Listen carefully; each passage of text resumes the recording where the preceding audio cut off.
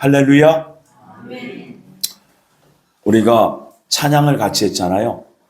주님 다시 오실 때까지 이 길을 가리라. 이 길이 어떤 길? 좁은 문, 좁은 길. 좁고 협착한 길이에요. 여러분, 이 고백이 저희들의 실제가 되길 원합니다. 여러분, 이 시대는 좁은 문으로 들어가고 좁고 협착한 길을 걸어가는 그 성도들만이 여러분 기회가 있다는 걸 여러분 아셔야 돼요. 그래서 오늘은 종교개혁 주일입니다. 종교개혁이 왜 일어났느냐? 타락한 기독교 때문에 종교개혁이 일어났어요. 그 장본인이 누구냐면 루터라는 사람이었어요. 마르틴 루터. 마르틴 루터가 오직 주장했던 것은 사실 그 모든 주장의 근본은 회개입니다. 회개하고 정결케 되라는 거였어요. 그래서 오직 성경으로 돌아가야 된다. 오직 하나님 말씀입니다. 그래서 오직 성경, 오직 믿음, 오직 은혜, 오직 예수님, 오직 하나님의 영광이라는 이 5가지를 걸고 그렇게 종교개혁을 시도했어요. 여러분, 성경에 영생이 있는 게 아닙니다. 성경은 오직 예수님을 증언하는 그 책이에요. 삼위일체 하나님이 누구신지에 대한 그 기록을 전해놓은 것이 바로 성경이죠. 그래서 여러분, 그 하나님이 어떤 분이냐?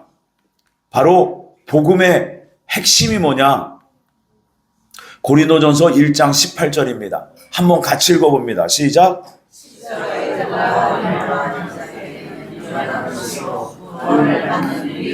하나님의 능력이다. 아멘. 십자가의 도가 구원을 받는 우리에게는 하나님의 능력이 됩니다. 여러분, 이 능력이 뭐냐면 여러분 믿음이에요. 그래서 오직 믿음. 성경의 핵심은 여러분 십자가의 도입니다. 십자가의 주인공이 누구세요? 예수님이세요. 그래서 여러분 십자가를 알아야 돼요. 이것이 지식으로 깨달아지는 게 아니에요. 오직 예수님의 십자가 위에서 그 예수님의 그 핍박과 채찍질과 박해를 받은 그 몸에 예수님은 모든 이 세상에 부정한 죄 악을 담으신 겁니다. 그래서 모든 만물을 당신의 몸에 담으시고 또 죄악된 사람들의 그러한 육체, 타락한 정욕과 그 죄를 당신의 몸에 다 담아버리셨어요. 심지어 우리의 나쁜 고약한 성질까지도 예수님이 당신의 몸에 다 담으셨습니다. 그래서 하나님께서는 예수님을 통해서 이 부정하고 타락하고 죄악된 모든 만물, 그 중에서도 가장 타락한 인간이 타락했기 때문에 모든 만물이 타락한 거예요. 물질 세계가 전부 다 타락한 겁니다. 그래서 그 예수님에게 그 모든 죄악을 담당하시고 그 예수님을 부활시켜서 하나님은 새로운 생명을 다시 창조하시기를 원하셨던 겁니다. 그래서 예수님을 부활시키셨고, 그죠? 그래서 예수님을 구원주로 삼으셨고, 그리고 40일 만에 승천하셔서 그 구원주로 계신 예수님께서 이 인류 역사 마지막 때는 다시 오신다고 약속하셨어요. 그래서 심판주로 오신다는 겁니다. 그래서 그 성경은 여러분 우리에게 복음의 핵심 십자가에도 그 십자가의 주인 되신 예수님을 가르치시고 그 예수 그리스도를 믿으라. 그리하면 누구든지 구원을 받으리라예요. 그래서 여러분 이 말씀 한 구절만 가지고 보면 예수님의 이름을 부르기만 하면 다 구원 받아요, 안 받아요? 받아요. 그런데 지난주에 그 독일에서 AI 목사한테 너는 예수님을 믿습니까? 물어보니까 AI가 나는 예수님을 믿습니다. 그래요. 그러면 AI는 구원 받아야 돼요? 안 받아야 돼요? 받아야 되죠. 근데 AI도 그러면 천국 가요? 웃기죠? 이게 헷갈리는 거예요. 그런데 지금 이렇게 혼란스러운 세상에 우리가 지금 살아가고 있고, 그 AI 목사는 2년 전에 독일에서 7월 달부터 설교를 하고 있어요. 심지어 힘들고 어렵고 삶의 문제를 가진 그 성도 그리스도인들이 AI를 찾아와서 상담을 합니다. 재밌는 세상이죠? 여러분, 다른 하나님의 입장에서, 하나님의 관점에서 보면요, 이것은 굉장히 위험하고 치명적인 위기의 시기가 왔다는 것을 여러분 아셔야 돼요. 그래서 여러분, 왜 이런 일이 생겼는지를 아셔야 돼요. 그래서 성경 전체를 이해하지 못하고 성경 일부분만 가져다가 여러분 그 말씀이 다 된 줄로 아는 그러한 착각된 믿음, 착각된 그러한 성경 해석들이 나타나고 있습니다. 그래서 한 번 구원은 영원한 구원이다. 왜? 우리는 예수를 믿었으니까. 그럼 우리는 영원히 뭐예요? 타락하지 않는 존재예요. 여러분, 이것 때문에 이 한 구절 때문에 이단 사이비가 나타납니다. 대표적으로 구원파의 박옥수 목사라는 사람이에요. 이 사람이 그 세운 단체가 어디냐면 기쁜 소식 선교회라는 곳이에요. 이 사람이 주장하는 것은 성경적이에요. 죄사함을 받아야 된다. 거듭남을 받아야 된다. 거듭남의 경험이 있어야 된다. 그러면서 구원을 언제 어디서 받았는지 그 날짜와 시간까지도 우리는 정확하게 경험이 돼야 된다. 그러면 뭐예요? 구원받는다. 그래서 이 박옥수 목사는 구원의 문제를 깨달음과 죄사함에 국한시킵니다. 깨달아야 된다는 거예요. 맞습니다. 말씀은 깨달아야 돼요. 그렇죠? 그게 맞아요. 죄사함 받아야 돼요. 그렇습니다. 그래서 여기 박옥수 목사의 그 구원파의 그 구원관이 어떠하냐면 여러분들이 그냥 교회만 간다고 구원이 이루어지는 것이 아니라 죄인으로서 하나님을 떠나버린 영혼이라는 것을 깨달아야 한다는 겁니다. 맞아요? 틀려요? 맞아요. 맞습니다.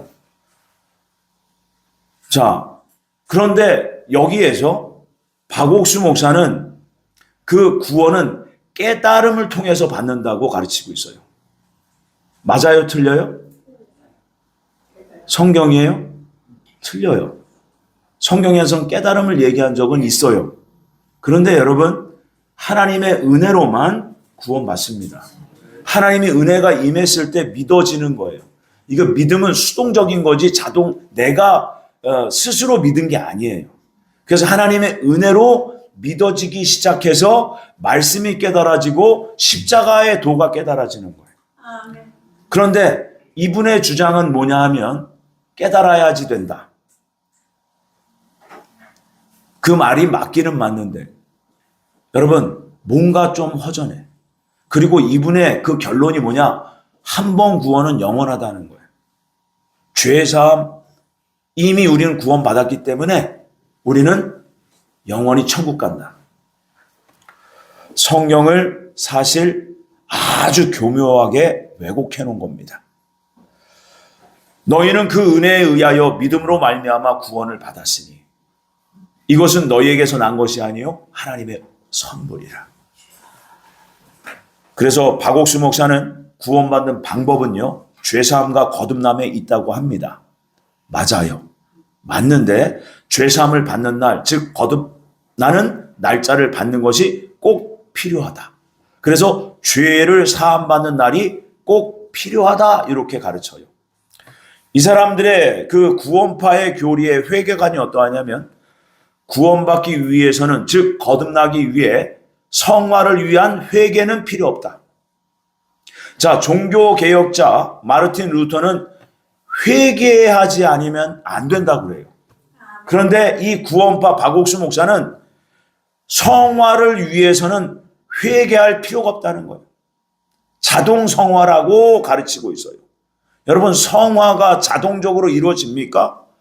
절대 그렇지 않아요. 절대 그렇지 않아요. 그래서 회개 무용론을 주장한 사람이 박옥수 목사입니다.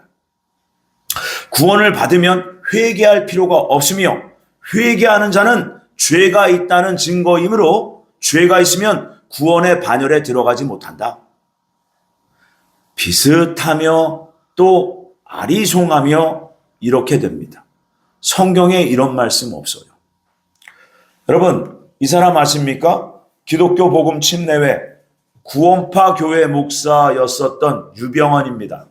세모그룹 회장 유병헌, 세월호 사건으로 유명해졌지요.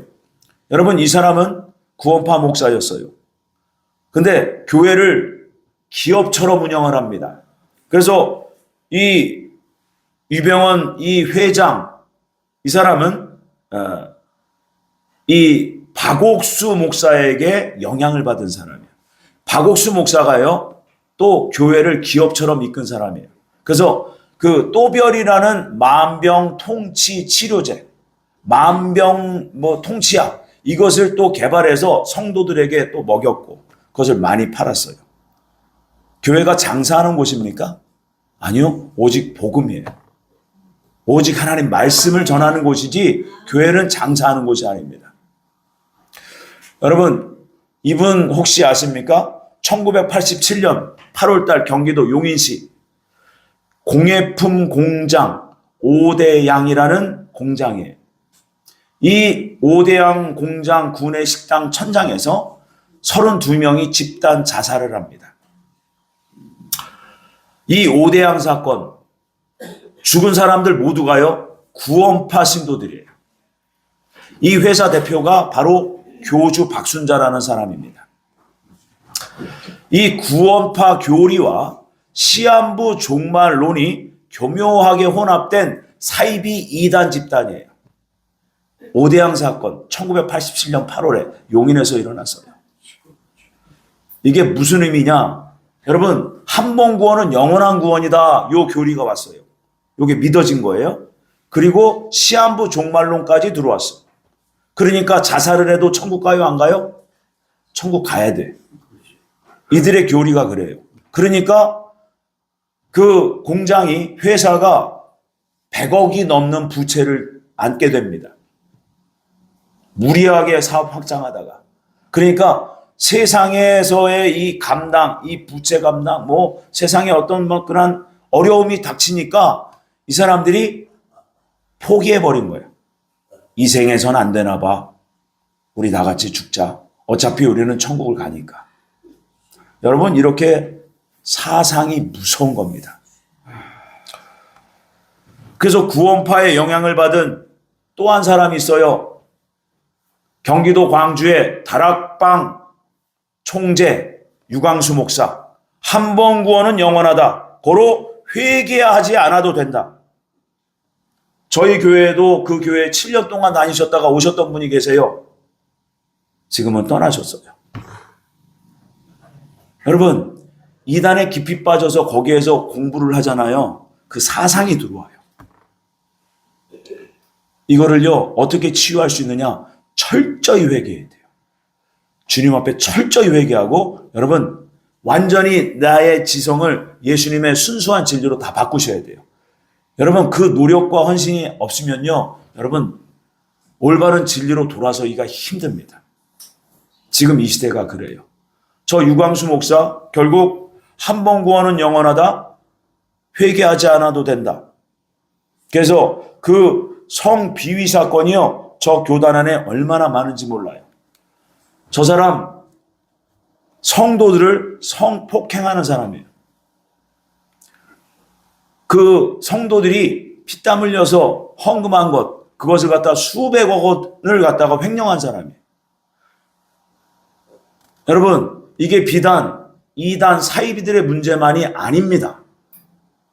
종교개혁의 날을 맞아서 여러분, 한국교회가 잘못 걸어가고 있다는 걸 여러분 아셔야 돼요. 지금 27일부터 3일간 사랑의 교회에서 또 순복음교회에서 여러분 오정현 목사와 또 이영훈 목사 그리고 교계의 많은 지도자들이 같이 모여서 WE의 세계 복음 선교대회를 한국에서 열립니다.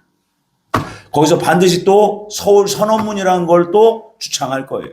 작년 9월에도 WCC에서도 그랬어요. 그 속은, 그 깊이는, 그 파헤쳐 보면 핵심이 뭐냐? 하나님을 대적하는 거예요. 교묘하게. 박옥수 목사처럼. 유병원 목사는 목사라고 할 수도 없어요. 그 사람은 그냥 사업가예요. 근데 그 뿌리가 어디서 시작됐어요? 박옥수라는 목사의 잘못된 교리에서 시작됐고, 한 번 구원은 영원한 구원이다. 여기서 시작된 거예요. 회개하지 않아도 된다. 여기에서 엄청난 큰 문제가 터지기 시작한 겁니다. 한국교회가 이 교리를, 제가 보기에는 100개 교회 중에 80개에서 90개 교회는 이 교리를 채택했어요. 왜요? 성도님들이 편하니까. 죄를 짓고 살아도 괜찮다는 겁니다. 여러분들, 우리 한국교회가 가지는 최고의 신앙 생활은 회개 많이 하는 건데 회개 안 하셔도 돼요. 제가 그랬다고 그랬어요. 야, 너 왜 회개 안 하냐? 박영수 목사님 하지 말라는데. 그래서 잘못한 거 놔두고 이번엔 잘하세요.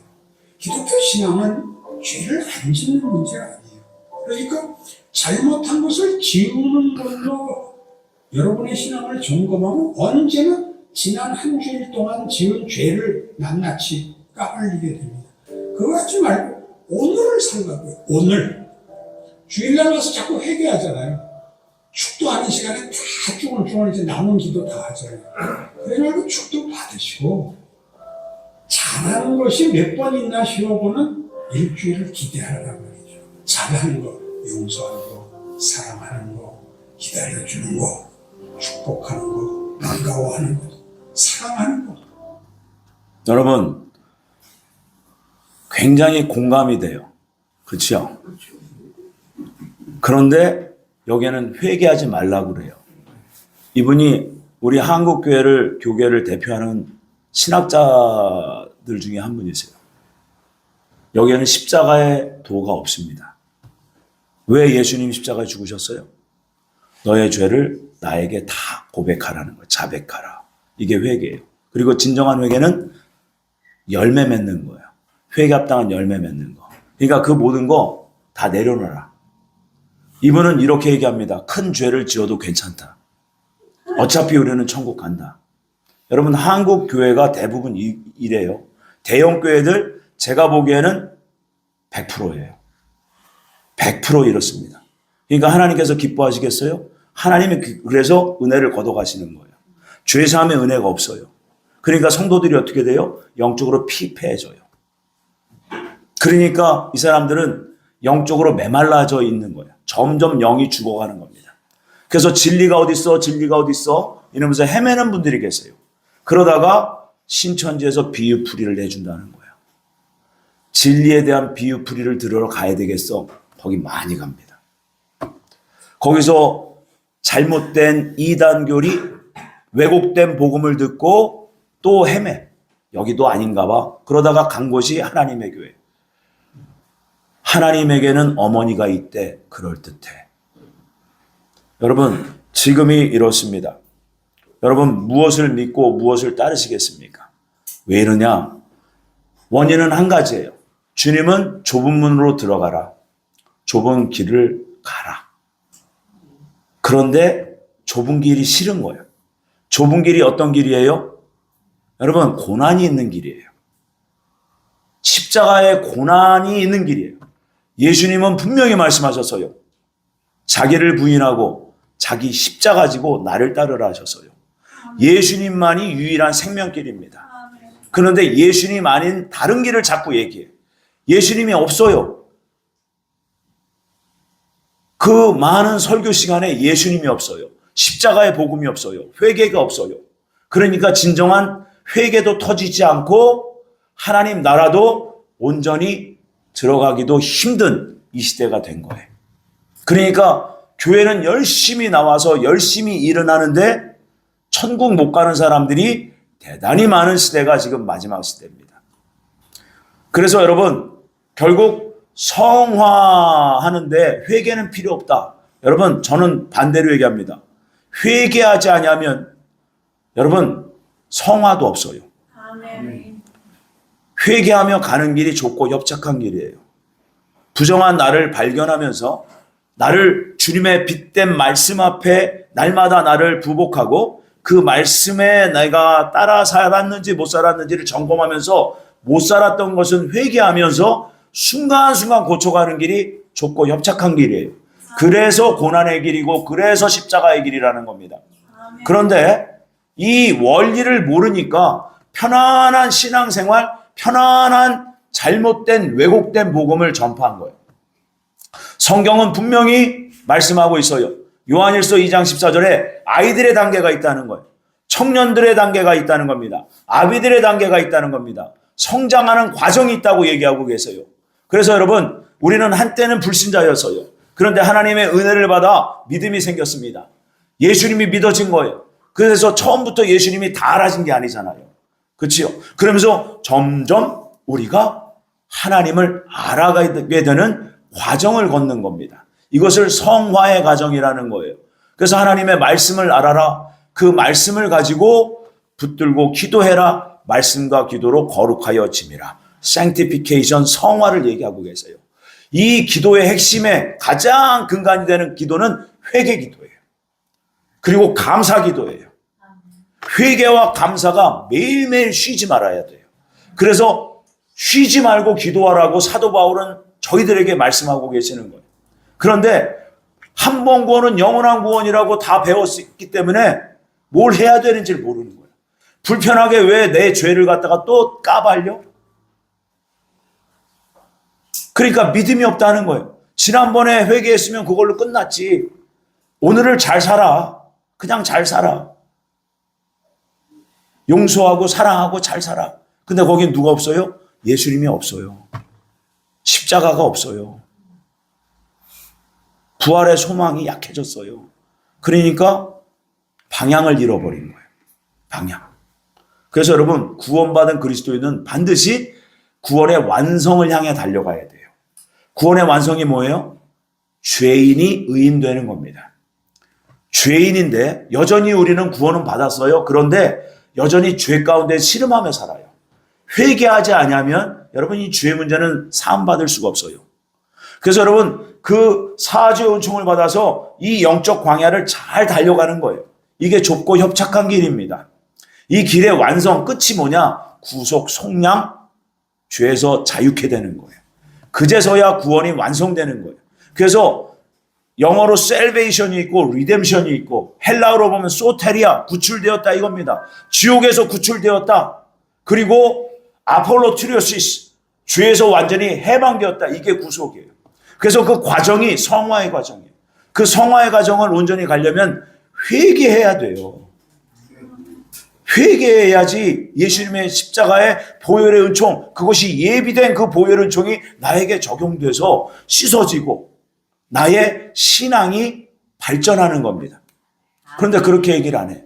그러니까 저 사람들이 전부 다 어떠한 그 과정에서 복음이 깨달아진 거예요. 복음. 십자가의 복음. 그런데 거기서 다 되었다 이겁니다. 다 되었다. 다 됐네? 그럼 우린 뭐 하지? 열심히 전도하자. 열심히 선교하자. 열심히 교회를 세우자. 그래서 교회를 그렇게 아름답게 세우려고 그래요. 여러분, 그게 아니에요. 다 된 게 아니라 여러분, 오히려 신앙이 가면 갈수록이요, 위험한 그 길이 나옵니다. 바로 이 말씀이에요. 한번 같이 읽어봅니다. 히브리서 6장 4절에서 6절입니다. 시작.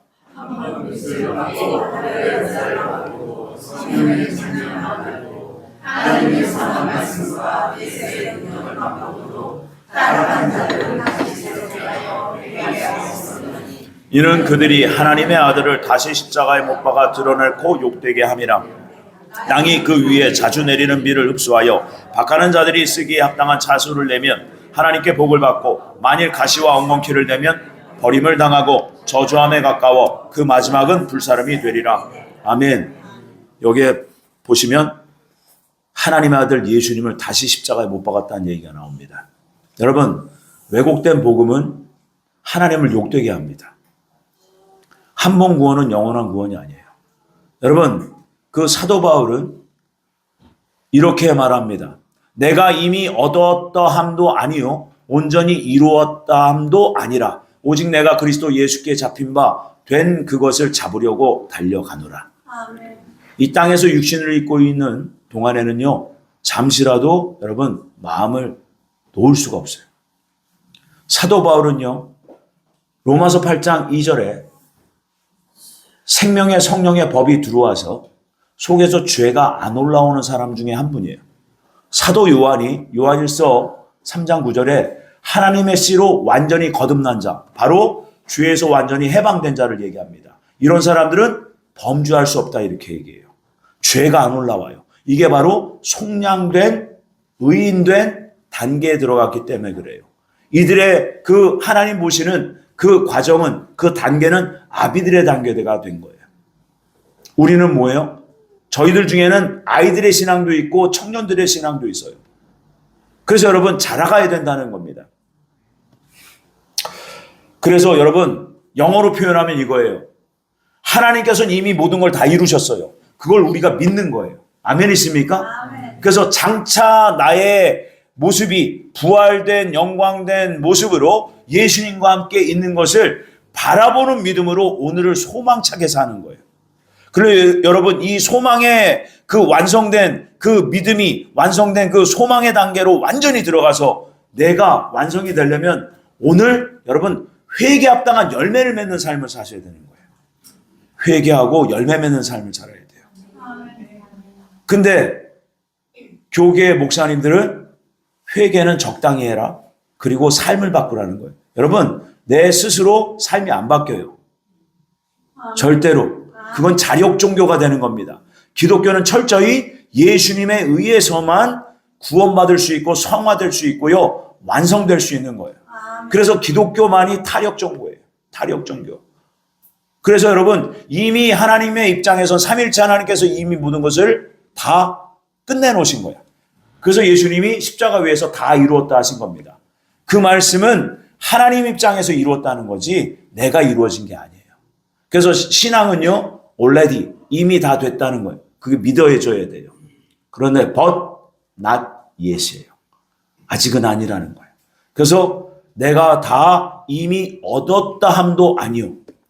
사도 바울은 완전한 사람이 됐어요. 사실 의인이 됐어요. 그럼에도 불구하고 저렇게 고백하신 거예요. 그래서 여러분 계시록 2장 6절에 보면 예수님께서 오직 내게 이것이 있으니 내가 니골라당의 행위를 미워하는도다. 나도 이것을 미워한다. 예수님이 미워하시는 그 니골라당의 교훈, 그들의 행위가 있다는 거예요. 대표적으로 세 개예요. 첫 번째, 지금은 복음 시대다는 거예요. 지금도 복음 시대예요. 그렇죠? 그런데 율법이 필요 없대요. 율법은 죄를 깨닫게 해주는 겁니다. 구원받은 우리는 복음의 주인 되신 예수님을 믿은 우리는 이미 깨끗해졌다. 영혼이. 그러니까 회개 안 해도 된다는 그러한 교리가 나온 거예요. 그래서 우리의 죄 문제는 육신을 입었기 때문이다. 그래서 영혼은 깨끗해졌고 우리의 육신이 조금 지금 죄에 지금 지배를 받고 있는 거다. 그러니까 우리가 죽으면 어떻게 된다? 바로 천국 간다. 그러니까 큰 죄를 져도 괜찮다. 너무 죄책감에 시달리지 마라. 한 번 구원은 영원하다. 이게 니골라당의 행위예요. 예수님이 미워하신다는. 근데 이것을 누가 하고 있어요? 한국 교회가 하고 있어요. 왜곡된 복음을 가진 구원파, 박옥수 목사, 유병헌, 다락방, 유광수 이런 데를 거쳐서 신천지로 들어가고 하나님의 교회로 들어가요. 통일교로 들어가요. 심지어. 주님은 분명히 말씀하십니다. 좁은 문과 넓은 문이 있는데 생명으로 들어가는 길은 오직 좁고 길이 협착하대요. 그래서 사람들이 싫어하기 때문에 찾는 사람이 적다는 겁니다. 그래서 이 마지막 때는요. 넓은 길의 복음을 전한 거예요. 한국교회가. 편안한 복음. 그래서 여러분 작은 교회 다 싫어해요. 편안한. 그래도 카페테리아도 있고 식당도 깨끗하고 고급스럽고 그리고 예배당이 콘서트처럼 가면 그 멋진 뮤지션들이 유명한 연예인과 같은 뮤지션들이, CCM 가수들이 찬송해 주는 것을 좋아해요. 저는 분명히 말씀드립니다. 거기서 이미 하나님의 은혜는 떠났어요. 하나님의 은혜는 떠났어요. 그래서 그분들의 삶을 잘 들여다보셔야 돼요. 그리고 그 가운데 계신 분들은 자신을 돌아봐야 돼요. 과연 내가 일주일 동안 살았는데 얼마만큼 나는 말씀에 도전을 받고 말씀대로 내가 삶이 변화됐는지를 점검하시면서 가야 돼요. 대부분 변화가 없어요. 왜요? 죄사함의 은혜를 걷어가셨기 때문에 그래요. 그런데 억지로 그 은혜를 붙잡아 보려고 하는 거예요. 애쓰고 있어요. 여러분, 강단에서 순수한 복음이 사라진 지가 오래입니다. 예수님의 십자가, 예수님을 높여드리고 예수님을 자랑하는 그러한 시간들이 이미 많이 지났어요. 그러니까 사람들끼리 위로를 가져요. 그래서 찾는 자가 적다고 얘기하십니다. 주님은 분명히 말씀하셨어요. 여러분, 이 병행 구절이 누가복음 13장에 있는데 특히 26절입니다. 자, 26절에 하나님 나라에 못 들어가는 사람들의 특징인데요. 이 사람들이 당시에 당대의 종교 지도자들이라고 보시면 돼요. 은사자들, 선지자들, 말씀을 가르치는 자들. 이 사람들이 26절에 이렇게 고백합니다. 그때에 너희가 말하되 우리는 주 앞에서 먹고 마셨으며 주는 또한 우리의 길거리에서 가르치셨나이다. 그래서 우리는 주님의 이름을 전했고 복음을 전했고 주님이 능력 주셔서 우리는 사람들에게 은사를 베풀어서 병도 치유하고 귀신도 쫓아내고 선교도 하고 전도도 하고 다 했어요. 그런데 왜 우리가 불법을 행한 자들입니까? 우리가 왜 천국에 못 들어갑니까? 그랬더니 주님이 말하기 전에 이들이 고백합니다. 이 사람들 우리의 길거리에서 이렇게 말해요. 이 길거리가 무슨 의미냐면 플라테이아, 넓은 길이라는 뜻이에요. 하나님의 은사를 받아서 한번 비침을 얻고 하늘의 은사를 맛보며 성장하다가 타락한 사람은 성령이 떠나서 회개할 수가 없어요. 그러니까 이 사람들이 스스로 고백한 거예요. 우리는 넓은 길을 간 사람들입니다. 이거예요. 예수님 앞에서. 그러니까 뭐예요? 하나님 은사를 주셨어요. 그 은사를 가지고 어떻게 사용했어요? 돈벌이로 사용했어요. 돈벌이. 성도들은 가난해. 성도들은 너무나 어려운 상태에서 신앙생활하고 있는데 목사가 은사 받았다고 그 은사로 치유의 은사, 축사 은사 해가지고 나는 좋은 집, 큰 별장, 호사스럽게 살았다는 거. 이게 넓은 길이에요. 주님이 뭐라고 하세요? 불법을 행하는 자들아 내게서 떠나가라. 주여 주여 하는 자마다 다 천국에 들어가는 것이 아니다. 여러분, 이거는 비록 비단 이 시대의 목사들에게만 국한된 것이 아닙니다. 특히 그리스도인들 전체를 향해서 하신 말씀이에요. 여러분, 넓은 길 가기 좋아하는 그리스도인들은요, 여러분 마지막 때 대단히 위험합니다. 특히 돈과 하나님을 비교하면서 살아가는 사람. 특히 저는 이렇게 얘기해요. 돈 걱정, 세상 걱정, 염려 걱정, 두려움, 불안. 여러분, 그거 쌓고 살면서 여러분 하나님 거룩한 안식일을 범하는 자는요, 여러분 대단히 위험한 거예요. 지금 이 시대가 그래요. 이 시대가.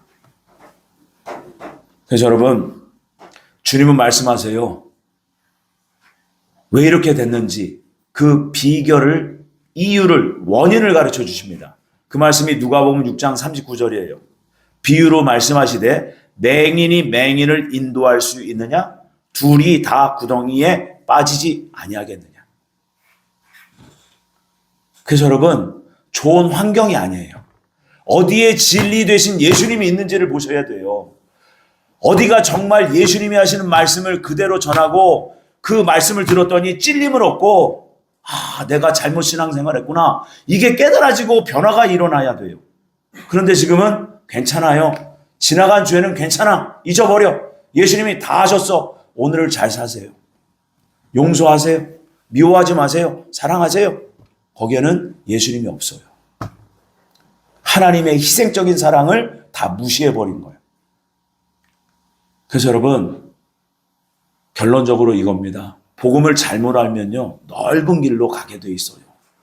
그래서 여러분, 믿음은요, 큰 믿음이 아니라 정확한 믿음을 가져야 돼요. 정확한 진리에 대한 지식이 있어야 돼요. 그래야지 올바른 신앙적 가치관, 복음적 가치관이 생기는 겁니다.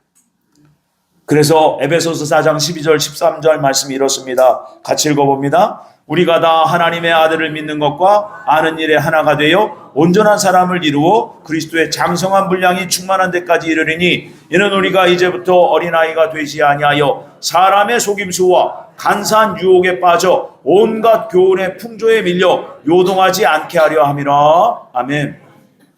여러분, 이 사람의 속임수, 간사한 유혹, 이 모든 게요, 세속적인, 세상적인 염려, 걱정, 근심, 두려움이에요.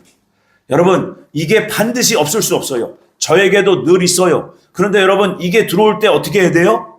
이게 사라질 때까지 주님 앞에 철저히 엎드려 있어야 돼요. 이것은 어둠이고 죄입니다. 이 어둠과 죄 때문에 내 안에 두려움과 걱정, 염려, 근심이 생기는 거예요. 여러분, 이것을 정확히 보고 이것을 내려놔야 되는데 이게 회개 아니면 안 돼요. 주님, 제가 이것밖에 안 돼요. 저의 믿음이 적습니다. 주여, 저를 불쌍히 여기시고 용서하십시오. 저의 안에 불안과 염려와 걱정, 두려움이 생깁니다. 주여, 이 문제는 제가 해결할 수가 없어요. 주여, 저를 도와주옵소서. 저를 불쌍히 여겨 주옵소서. 주님 앞에 그 내 안에 불안, 염려, 걱정, 근심, 이 두려움이 사라질 때까지 여러분 통곡하며 엎드려 있어야 돼요. 그래야지 해소돼요. 근데 이것을 해요, 안 해요? 안 해요. 안 한다고. 그러니까 계속해서 인간적인 방법, 세상적인 방법으로 그 불안, 염려, 걱정, 두려움을 없애려고 그러는 거예요. 주님이 하시는 게 아니에요. 내가 하는 거예요. 그래서 여러분, 이 방법은 잘못된 길이에요. 넓은 길로 들어갔다가 오류에 빠지고 절망에 빠지고 실족하는 길이 돼버린 겁니다. 여러분 꼭 깨달으시길 바랍니다. 아멘. 예수님 외에는 오직 주님의 그 죄사함의 은혜 없이는요, 우리는 천국에 못 들어갑니다. 그래서 여러분 철로 역정 아시죠? 철로 역정이 바로 뭐냐면 역경을 맞으며 가야 되는 천성길이라는 거예요. 근데 우리는 오직 순경만 원해. 잘 먹고 잘 살고 이 땅에서 안전하고 편안하고 이것만을 원하는 거예요. 그래서 강단에서 축복받으라 축복받으라, 헌금 많이 하시면 30배 60배 100배 누르고 차고도 넘치게 채워 주옵소서, 이런 축복 기도를 하고 있는 거예요. 여러분, 이 사람들 전부 다 목사 아닙니다. 이제는 사꾼이에요. 거기에서 말씀 듣고 거기에서 설교 들으면요 다 세상 사람 되는 거예요. 구원 다 잃어버리게 돼 있어요. 지금은 대단히 위험한 때입니다. 그래서 여러분, 이 과정이 있어요. 그래서 철로역정에 보면 기독교 크리스찬이 장망성을 떠났습니다. 바로 출애굽이에요. 구원을 받았다 이겁니다. 그런데 그 길이 어때요? 들길을 지나가요. 들길의 특징이 뭐냐? 육정부가 서 있어. 육신의 정욕, 안목의 정욕, 이생의 자랑. 여러분, 구원은 받았으나 그리스도의 초보의 단계를 걸으면서 육신의 정욕, 이생의 자랑, 안목의 정욕이 떠나질 않아. 이게 너무나 큰 거예요.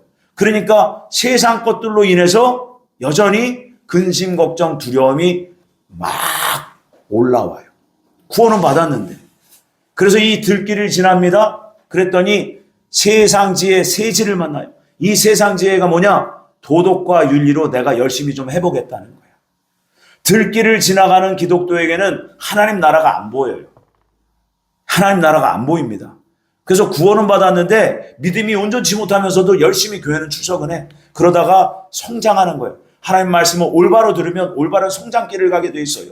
그러다가 세지를 만나는데 도덕과 윤리, 내가 열심히 한번 해볼란다 이러면서 은혜를 받고 가보는데 그 길이요, 신의 산 아랫길이라고 표현하고 있어요.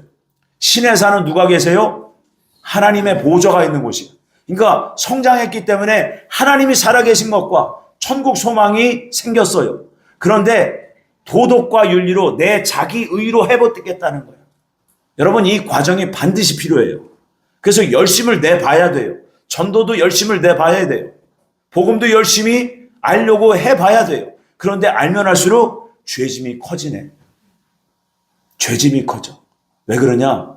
내 의로 하기 때문에 그래요. 결국 이 길은 반드시 걸어가야 되는 길인데 이 길을 들어가지조차도 않는, 들어가려고 하지조차도 않는 이런 분들이 많아요, 사실. 왜? 열심을 안 내. 처음에 들은 복음이 잘못됐기 때문에. 그래서 이 과정을 통해 가지고 그 마지막 그 시내산 아랫길을 다 지나가 보니까 전도자를 만납니다. 그분이 바로 성령님이세요. 성령님이 은혜를 베푸셔서 길이 잘못 들었다는 것을 깨닫게 하시고 옳은 길을 가르쳐 주십니다. 그 길이 바로 좁은 문이에요. 그래서 예수님께서 좁은 문으로 들어가라 이 말씀은 구원의 문입니다. 출애굽의 문인데 주님이 결국 어디를 가르치시느냐? 철로역정의 좁은 문을 얘기하시고 그 이후에 좁고 협착한 길이 거기서 나와요. 본격적으로. 그래서 여러분, 좁은 문을 통과한 기독도가 그 좁은 길을 들어서기 전에 십자가 언덕 체험을 한번 하고 좁은 길로 가는데 그 전에 너무 중요한 집을 거쳐갑니다. 그게 바로 해석자의 집이에요. 여러분, 이 해석자의 집에 대한 교훈을 제대로 하셔야 돼요. 제대로. 그래서 여러분, 해석자의 집에 7개의 방이 있는데 그 7개의 방이요, 신앙 생활의 지침서예요. 지침서. 이 7개의 교훈을 하나라도 빠뜨리면 옳은 길, 바른 길, 좁고 협착한 길을 힘있게 못 지나갑니다. 그래서 이 7개의 방의 교훈을 잘 하셔야 돼요. 그래서 오늘 종교개혁주의를 맞아서 우리가 제대로 신앙의 생활에 들어가기 위해서는 반드시 이 교훈이 필요합니다. 그래서 오늘 준비를 해봤습니다. 결국 신앙생활의 지침서를 7개 방을 통해서 가르쳐 주시는데 믿음의 방향과 올바른 신앙의 가치관이에요. 그래서 이 과정을 지나가는 성도님들에게는요, 영생에 대한 소망이 굉장히 커집니다. 근데 반대급부적으로 두려움이 생겨요. 근데 이 두려움은 세상적인 두려움이 아니에요. 인간적인 두려움이 아니라 하나님을 경외하는 두려움이 생깁니다. 영생의 소망과 하나님을 경외하는 그것이 한꺼번에 같이 올라오는 과정이 이 과정이에요. 그래서 여러분, 첫 번째 방에 그 해석자가 기독도를 인도했는데 그 첫 번째 방에 그 벽에 걸린 초상화가 보입니다. 초상화가 바로 이렇게 생겼어요. 이 초상화의 주인은 사실 예수 그리스도세요. 그래서 예수님께서 이 길을 개척해 놓으신 거예요. 그래서 이 방의 이름이 참 전도자의 초상화예요. 진정한 전도자. 최초의 진정한 전도자는 예수님이시고 그 뒤를 따라가는 순례자들이 있다는 거예요. 저와 여러분들과 같이. 그래서 이 특징이 뭐냐? 화려한 세상을 등지고예요. 이게 제일 중요한 가치입니다. 화려한 세상에 그 마음을 뺏기지 않아야 돼요. 이게 바로 화려한 세상을 등지고예요. 그리고 눈은 어디를 바라봐야 돼요? 하나님 나라, 천국 보좌, 천성을 바라봐야 되는 거예요. 근데 사람들은 어때요? 이 땅을 자꾸 쳐다봐. 이 참 전도자의 눈은 하늘을 바라보고 그 입에는 진리라고 되어 있어요. 그리고 오른손에는 하나님의 말씀, 성경책이 들려 있습니다. 여러분, 항상 이 모습이, 나의 모습이 매일매일 돼야 됩니다. 아멘이십니까? 이 가치를 놓치시면 안 돼요. 그래서 하나님께서 기뻐하시는 참 전도자, 순례자의 모습을 보여주고 계시는 겁니다. 두 번째 방에 갔더니 빗자루를 든 남자와 물을 뿌리는 소녀가 등장합니다. 특징이에요. 근데 그 방이요, 오래도록 청소를 안 했어. 그래서 그 방에 먼지가 뽀얗게 쌓여 있습니다. 그래서 해석자가 그 남자 하인에게 빗자루를 갖고 와가지고 그 먼지 쌓인 그 방을 쓸어라 이렇게 명령합니다. 쓸었더니 뭐가 일어나요? 먼지. 바로 빗자루는 율법을 의미합니다. 율법. 자, 하나님 말씀이라고도 할 수 있어요. 여러분, 이 율법으로 그 먼지를 떨어졌더니 먼지가 확 올라오잖아요. 그 먼지는 바로 죄예요. 율법은 죄를 깨닫게 하는 역할을 합니다. 근데 율법으로만 죄가 씻어져요? 못 씻어요. 그래서 물을 뿌리라고 한 겁니다. 물을 뿌렸는데 그 먼지가 가라앉아요. 물은 뭐를 의미하느냐? 바로 맑은 물의 성령님 곧 하나님의 은혜를 얘기합니다. 하나님의 은혜로만, 죄사함의 은혜로만 이것이 씻겨지는 거예요. 근데 율법이 필요해요, 안 필요해요? 반드시 필요해요. 율법이 없으면 죄를 깨닫지 못해요. 근데 그 박옥수나 뭐 이런 다락방 이런 사람들은 율법이 필요 없다고 그래요. 그러니까 죄를 깨닫지 못하는 거예요. 죄를 깨닫지 못해. 이미 다 됐기 때문에 필요 없다는 거예요. 말씀 안 봐도 돼요, 거기는. 그래서 율법보다 더 중요한 게 하나님의 은혜입니다. 하나님의 은혜. 물과 같은 성령님이 계셔야 우리의 내면을 씻어주세요. 그래서 축도의 그 의미가 뭐예요? 성령님이 오셔서 그 죄사면 종을 우리에게 주시옵소서예요. 세 번째 방에 갔더니 두 아이가 있어요. 근데 한 아이는 얼굴이 험상궂어. 또 한 아이는 평안해. 자, 이것은 무엇을 의미하느냐? 급한 욕망과 인내를 말합니다. 자, 급한 욕망은 급하게 내 안의 정욕을 만족시켜 주라는 거예요. 만족. 모든 것이 자기 중심적인 거예요. 여러분, 이 자기 중심적인 신앙생활하는 분들이 얼마나 많은지 모릅니다. 결국에 이 급한 욕망은 어디를 가요? 지옥 갑니다. 지옥 가요. 인내는 미래에 대한 확신을 가지고 아버지가 내년 이맘쯤에 좋은 선물을 너에게 줄 거야. 그랬더니 그 받을 기대, 그 아버지에 대한 믿음과 그 선물에 대한 기대를 늘 잃지 않고 인내하면서 그 하나님의 선물, 아버지의 선물을 기다린 자예요. 이 인내는 천국에 들어갑니다. 여러분, 저와 여러분들이 바로 인내하는 그리스도인이 되어야 된다는 거예요. 급하게 이 땅에서 내가 뭐 이거 필요해, 저거 필요해, 이 땅에서 이거 내가 사는데 내가 이거 해결해야 될 거 아니야? 여러분, 이 모든 문제를 가지고 주님 앞에 가세요. 주님 앞에 가세요. 주님께 시간을 드리고 우리 주님이 일하실 수 있도록 기회를 드려야지. 그래서 급한 욕망은 반드시 망한다는 거예요. 그래서 이 인내는요, 미래에 대한 확신을 가졌고 기쁜 소망을 가졌어요. 이 기쁜 소망이 뭐예요? 천국 소망이에요. 하나님 나라에서 상 받을 것을 기대하면서 오늘을 고난 중에 살아내는 겁니다. 네 번째 방에 갔더니 벽난로가 보여요. 그런데 이 벽난로의 한쪽에서는 그 꼬리 달린 마귀가 계속해서 그 불을 끌려고 그 찬물을 꼈습니다. 바로 마귀가 방해하는 거예요. 여러분, 고난받는 환경입니다. 마귀가 이렇게 일해요. 환경으로 온다고요. 사건, 상황으로 옵니다. 근데 우리는 이것을 참아요, 못 참아요? 못 참아. 그러니까 이거를 인내하고 하나님께서 만져주실 때까지 기다리면서 내 마음이 평안함을 계속 유지하도록 힘써야 되는데 이거를 많은 분들이 못하세요. 그러니까 마귀가 계속해서 똑같은 환경과 똑같은 상황이 계속 오는 거예요. 마귀를 통해서. 여러분, 이게 바뀌어야 돼요. 그래서 예수님께서는 반대편, 벽난로 반대편에서 계속해서 뭐를 부어주세요? 성령의 기름을 부어주세요. 그래서 벽난로의 이 불은 안 꺼지도록 주님께서 지키신다는 겁니다. 하나님의 은혜지요. 다섯 번째 갔더니 여러분, 훌륭한 전각이 보이는데 그 안에 훌륭한 그 옷을 입은 사람들이 그 안에 들어있어요. 근데 많은 사람들이 그 앞에서 그 훌륭한 전각에 들어가려고 애씁니다. 그런데 그 전각에 못 들어가. 왜 그러냐면 그 훌륭한 전각 앞에 검은색 갑옷을 입은 그 무서운 사람들이 칼을 들고 서 있는 거예요. 그러니까 그 훌륭한 전각 안에 들어가기를 원하지만 그 갑옷을 입은 그 검은 사람들 때문에 거기를 못 들어가요. 이게 뭐냐? 검은 옷을 입은 그 갑옷을 입은 사람들은 마귀예요. 훌륭한 전각은 천국입니다. 그 안에 훌륭한 옷을 입은 사람들은 천국 백성들이에요. 천국 성도들. 근데 밖에 서서 지금 그 안에 들어가고자 하는 사람들은 바로 이 땅에 있는 성도들을 얘기해요.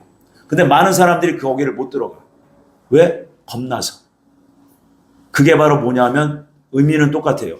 마귀가 가져다주는 환경이에요. 유혹과 고난입니다. 그런데 한 사람이 용감하게 칼을 들고 그 앞을 쳐들어갑니다. 그래서 그 앞에 보면은 책상이 하나 있는데 그 위에 책이 놓여 있고 한 사람이 잉크를 가지고 거기다가 이름을 쓰고 있어요. 그게 바로 생명책이에요. 그래서 이 용감한 사람은 내 이름을 거기다 적어주세요 하면서 칼을 들고 용감하게 그 갑옷을 입은 그 사람들에게 뛰어 들어갑니다. 그래서 거기를 뚫고 들어가요. 여러분, 이것은 무엇을 의미하느냐? 여러분, 믿음이에요. 담대한 믿음. 오직 믿음이에요. 마틴 루터가 얘기했던 오직 믿음. 솔라 피데. 이 믿음은 누구로부터 와요? 오직 예수님께로부터. 우리가 예수님을 닮은 삶을 살면 하나님이 영광을 받으시는 거예요. 네. 6번째 방에 갔더니 그 철롱성 감옥 안에 갇혀 있는 한 사람을 만나는데 이 사람이 한때는 그리스도인이었어요. 아주 신실한 그리스도인이었습니다. 근데 이 사람의 모습을 잘 보세요. 이 사람의 이름이 배도자예요. 배도자. 회개할 수 없는 상태가 된 겁니다. 한 번 비춤을 얻고 하늘의 은사를 맛보며 성장하다가 타락한 사람이에요. 넓은 길을 가다가 편하고 안전한 길, 이 세상에서 편안하고 안전한 길, 호사스러운 길을 가다가 배도한 사람이에요. 이 사람들은 회개할 수 없다고 말합니다. 그래서 이 사람의 특징이 보세요. 눈이 어디를 향해 있어요? 땅을 향해 있어요. 손은 축 처져 있어요. 이제는 더 이상 소망이 없는 사람 됐다는 거예요. 절망 속에 들어가 버린 사람. 여러분, 지옥은 영원한 절망입니다. 그래서 끝이 없어요. 바닥이 없어요. 그래서 지옥의 이름이 무적행이에요. 끝까지 절망이라는 거예요. 이 세상에 살면서 우리가 절망스러운 환경 만날 수 있어요. 그렇죠? 우리는 그러나 아주 절망할 수 없는 사람들이에요. 왜요? 소망을 주신 예수님 때문에. 믿음의 주인 되신 예수님 때문에 우리는 절망할 수 없는 사람들이라는 걸 여러분 꼭 아시길 바랍니다. 어떠한 죽을 병에 걸렸어도 여러분 절대로 포기하지 마셔야 돼요. 아멘이십니까? 그래서 지난주에 주님께서는 우리에게 증거를 보여주셨잖아요. 이혜영 집사님께서 아주 나쁜 병에 걸린 줄 알고 그렇게 우리가 힘써 기도했잖아요. 심지어 그 결과를 보기 이틀 전까지도 암 수치가 너무 높았어. 그런데 주님께서는 이틀 뒤에 깨끗하게 아무것도 없이 만드셨어요. 그걸 보고 뭐 하라는 거예요? 믿음을 가지라는 거예요. 담대한 믿음을 가지라는 거예요. 오직 예수님 한 분이라는 것을 가르쳐주고 계시는 겁니다. 아멘이십니까? 그래서 마지막 7번째 방이 이건데요. 대단히 중요한 방이에요. 바로 대심판입니다. 종말론적 교훈이에요. 이게. 여러분, 모든 신앙인들은요. 종말론적 신앙을 가지셔야 돼요. 종말론적 신앙. 반드시 우리에게는 끝이 있고요. 인류 역사도 반드시 이 죄악세상 반드시 심판을 받고 끝이 있다는 걸 아셔야 돼요. 그래서 여러분, 이 모습을 주님이 왜 보여주셨느냐? 바로 휴거 사건 이후에 남겨진 이 세상 사람들의 모습이라는 거예요. 그래서 이 사람이 너무 두려워서 무서워하고 있을 때 여러분 옆에 지옥문이 열립니다. 하나님의 백성들과 구원받은 성도들과 불신자들이 함께 겪는 마지막 때의 심판 7년이 있다는 것을 암시하고 있는 거예요. 여러분, 7년 환난의 목적을 올바르게 알면 소망이 생겨요. 익은 열매를 추수하러 오시는 예수님이세요. 근데 불신자들은 지옥 형벌을 주시러 심판하러 오십니다. 그래서 여러분, 우리가 온전한 믿음이 있고 올바르게 복음에 대한 이해와 복음을 온전히 믿는 믿음이 있다면 여러분 전혀 두려워할 것이 없어요. 어떤 상황에서도 말입니다. 그래서 주님은 이 7가지의 방을, 7개의 방을 통해서 우리에게 신앙의 지침을 가르쳐 주신 거예요. 믿음의 방향을 가르쳐 주신 거예요. 그래서 결국 뭐예요? 좁고 협착한 길을 가라는 거예요. 좁고 협착한 길. 좁고 협착한 길은요, 가면 갈수록 더 좁아져요. 근데 여러분, 이 마지막 때에요, 환난이 온다면 그 가운데에서 순교하는 자가 가장 복된 사람이에요. 그래서 죽으면 죽으리라 일사가고 오직 예수님 때문에, 복음 때문에 죽을 수 있습니다. 이 믿음 가지고, 이 신앙 가지고, 이 신앙의 절개를 가지고 달려가야 되는 길이 바로 십자가의 길, 좁고 협착한 길입니다. 아멘입니까? 그래서 여러분, 이것이 완성이 되려면 규모 있게 경건 생활을 해야 돼요. 제일 중요한 것은 안식일을 거룩히 지키라예요. 주님께서 부활하신 일요일이에요. 하나님의 교회나 다른 이단들이 얘기하는 토요일이 아니에요. 그는 구약에 끝났어요. 이미 끝난 겁니다. 지금 예수님은 일요일, 곧 주님의 날, 그 날이 새로 시작된 거예요. 그래서 우리가 일요일에 모여서 그 영원한 제사장으로 부활하신 그 예수님을 모시고 함께 예배하는 자리가 바로 지금 이 시간 이곳이에요. 그래서 규모 있는 경건 생활은 안식일, 거룩한 주일부터 시작되는 거예요. 그래서 오늘 주님의 말씀을 받고 도전을 받아서 6일 동안 살아내는 겁니다. 그래서 승리하는 자도 있고 또 실패하는 분들도 계실 거예요. 저 또한 그렇습니다. 그럼에도 불구하고 이 안식일 날 나와서 하나님 앞에 죄사함의 용서를 받고 하나님을 감사하며 또다시 도전받을 하나님 말씀을 받고 또 6일을 사는 거예요. 이게 신앙생활이에요. 이게 규모 있는 경건생활이에요. 그래서 매일매일 여러분 예배자처럼 살아가는 것이 바로 그거예요. 하나님 앞에서. 아멘입니까? 아멘. 우리의 삶의 내용은 또한 적극적인 사랑 실천을 해야 된다는 거예요. 적극적으로 나를 희생하고 나를 헌신하고 다른 사람의 유익을 위해서 내가 살아야 된다는 겁니다. 아멘이십니까? 아멘. 그렇게 우리가 살기를 원합니다. 여러분, 세상은 하나님께서 작정하신 마지막 때 종말의 증거를 다 보여주셨어요. 세상에서 다 볼 수 있어요, 지금. 그럼 뭐예요, 지금? 끝날 때가 왔다는 거예요. 여러분, 이때 진짜 그리스도인은요, 좁고 협착한 길을 잘 달려온 사람들은요, 오히려 믿음이 더 커집니다. 고난이 오면 올수록요, 여러분, 믿음은 더 커지게 돼 있어요. 진짜 그리스도인은 말입니다. 그리고 그 내 앞에 칼날이 올지란정, 여러분, 담대적이게 돼 있어요. 담대하게 복음을 위해서, 예수님 때문에 하나님의 영광을 위해서 신앙의 절개를 지키며 우상에 경배하지 아니하고 짐승의 표를 받지 아니하며 내 삶에서 도저히 주님을 떨어뜨려서 살 수가 없고 세상의 속에서는 세상 가치관으로 살 수 없어서 신앙의 절기를 지킨 분들은 더욱더 신앙이 커지고 담대해져서 담대하게 순교할 수 있는 거예요. 그분들을 추수하러 오시는 겁니다. 여러분 믿으시기 바랍니다. 그래서 이번 한 주간도 여러분 복음의 주인 되신 예수님 안에서 사시길 바랍니다. 여러분 종교개혁 주일이에요. 근데 이번 한 주간 여러분 보세요. WEA 세계총회가 우리나라에서 열려요. 또 이 주간에 뭐가 있어요? 할로윈 데이가 있어요. 귀신 축제. 근데 어떤 교회들은 그 할로윈 데이를 그 아이들의 눈높이, 청소년들의 눈높이에 맞춘다고 할로윈 데이를 교회 안에서 해요. 귀신 축제를. 이게 망한 거예요. 이미 다 망한 거예요. 여러분 그게 보여야 돼요. 그럼 어떻게 신앙생활을 해야 될지를 여러분 예수님 안에서 진리 안에서 찾으셔야 된다는 겁니다. 아멘이십니까? 아멘. 이번 한 주간도 주님과 동행하며 주님과 함께 승리하는 저와 여러분들 되시기를 예수님의 이름으로 축복합니다. 아멘. 기도합니다. 좋으신 아버지 감사합니다. 우리의 신앙의 목표 오직 좁고 협착한 길, 그 길을 잘 가면서 날마다 순간마다 회개하여 죄 문제를 해결받으며 순간순간 죄 문제를 해결받으며 그렇게 마음의 영적인 할례를 받고 하나님의 생명과 합일되는 것이 우리의 신앙의 목표인 것을 다시 한번 깨닫게 하시니 감사합니다. 아버지 하나님 세상과 타협하지 않겠습니다. 오직 예수님만 모시고 예수님의 말씀에 음성에 귀 기울이며 그렇게 잘 살기를 원합니다. 주님 함께하여 주옵소서. 주님 승리케 하여 주옵소서. 감사하고 예수님의 이름으로 기도 올렸습니다. 아멘.